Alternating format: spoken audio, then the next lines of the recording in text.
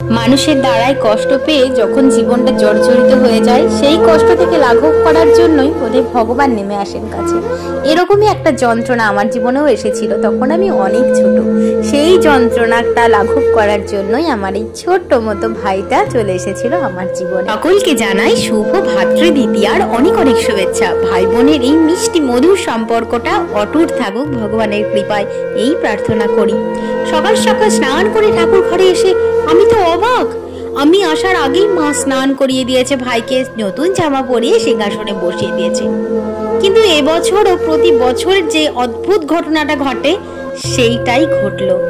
আমাকে না জানিয়েই মা জামা নিয়ে আসে ভাইয়ের জন্য, কিন্তু সেটা প্রতিবার আমার পোশাকের সাথে ম্যাচিং হয়ে যায়। এবারও তাই হয়েছে, যদিও গোলাপিটা একটু অন্যরকম, কিন্তু তবু নীল আর গোলাপির কম্বিনেশনটা তো রইলই। আজকের ভিডিওটা এই পর্যন্ত, কেমন লাগলো জানাতে ভুলেন না।